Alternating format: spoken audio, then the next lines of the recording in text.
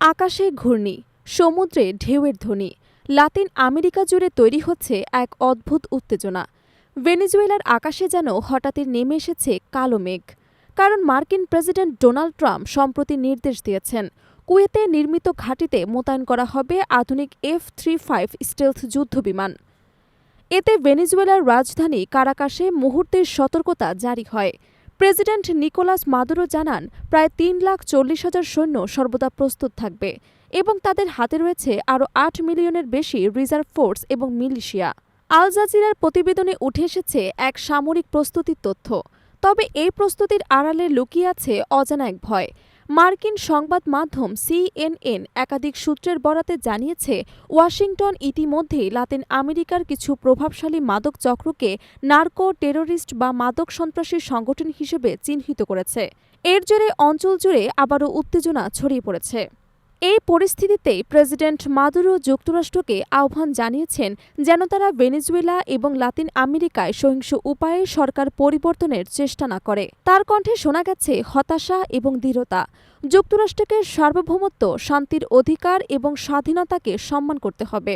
Maduro আরও বলেন, তিনি ট্রাম্পকে সম্মান করেন, তবে দুই দেশের মতপার্থক্য কখনো সামরিক সংঘাতে গড়ানো উচিত নয়। ভেনেজুয়েলা সবসময় সংলাপ এবং আলোচনার জন্য প্রস্তুত। কিন্তু বাস্তব দৃশ্য এর চেয়ে অনেক ভয়ঙ্কর। ক্যারিবিয়ান সাগরে ভেসে উঠেছে বিশাল এক মার্কিন নৌবহর। সেখানে রয়েছে 7টি যুদ্ধজাহাজ, 4,000-এর বেশি মেরিন সেনা এবং পারমাণবিক শক্তিচালিত সাবমেরিন।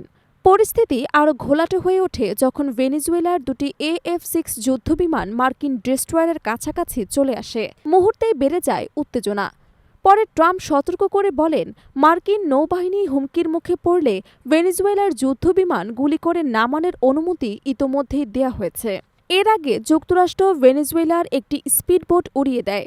দাবি করা হয় সেটি কুখ্যাত অপরাধী সংগঠন ট্রেন দে আরাগুয়া এর মালিকানাধীন এবং এতে নিহত হয় 11 জন। কিন্তু কারাকাস পাল্টা জবাব জানায়, ঘটনাটি আসলে বিচার বহির্ভূত হত্যা, যেখানে নিহতরা ছিল বেসামরিক নাগরিক। আন্তর্জাতিক বিশেষজ্ঞরাও এর বৈধতা নিয়ে প্রশ্ন তুলেছেন।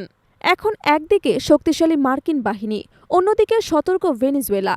আকাশ, সমুদ্র আর সীমান্ত জুড়ে যেন ছড়িয়ে পড়েছে যুদ্ধের গন্ধ। তবে প্রশ্ন উঠছে, এই অন্ধকার সময় কি সত্যিই নতুন আলো বয়ে আনবে, নাকি লাতিন আমেরিকা নামবে এক নতুন সংঘর্ষের অতল গহ্বরে?